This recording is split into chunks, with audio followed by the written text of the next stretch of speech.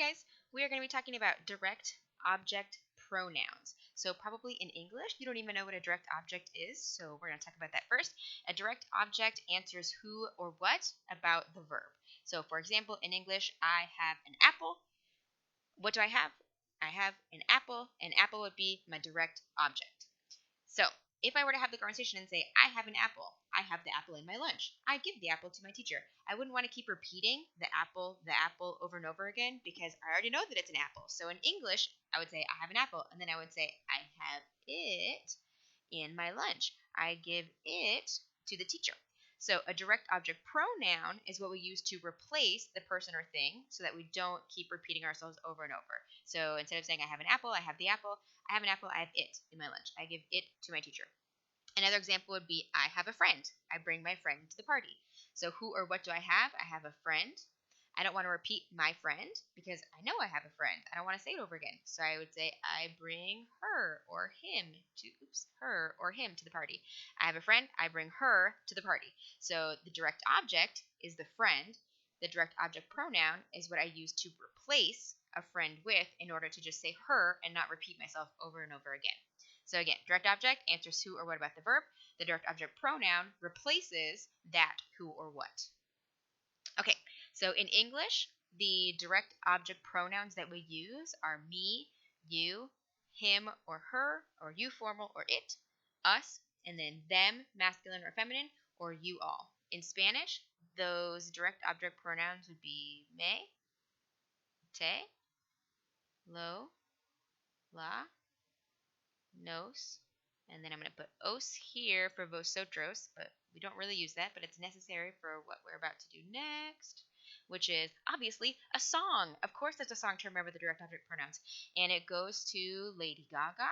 So it goes, me te lo y la, nos os los y las, me te lo y la, direct object pronouns. So that's how you can remember it, and obviously we're going to sing it a bunch during class. Okay, so let's look at this example again. ¿Tienes la tarea? Sí, tengo la tarea. So, ¿tienes la tarea? Do you have the homework? Who or what do you have? You have the homework, so the homework would be the direct object. If I don't want to repeat that over again, so do you have the homework? Yes, I have the homework. Do you have the homework? Yes, I have it. So, la tarea is feminine and singular. So, we would go to the feminine and singular option, which would be la. So, sí, la tengo. So in a regular sentence, when you have the direct object, it comes after the verb. When you replace that direct object with the direct object pronoun, it comes before the verb. So sí, la tengo, you're saying yes, I have it, but you have to put the pronoun before the verb.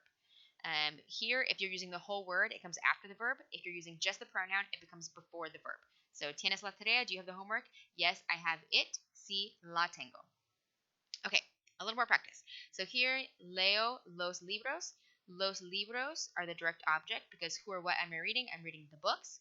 So los libros are going to be masculine and plural. So it would be los. And then the direct object goes before the verb.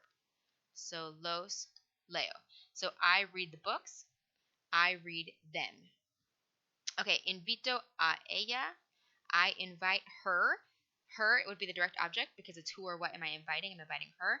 So ella would be feminine and singular, which would be la, and then the verb, which would be invito. So I invite her. I invite her. Okay, prefiero el vestido rojo. The direct object would be el vestido rojo, the red dress. I prefer the red dress, masculine and singular, so it would be lo, and then prefiero. So I prefer the red dress. I prefer it. And then the last thing that I'm going to show you, if you have two verbs, so voy a hacer la tarea. If you remember, voy a means I'm going to. So I'm going to do the homework. What am I going to do? I'm going to do the homework. So the direct object would be la tarea, which is singular and feminine.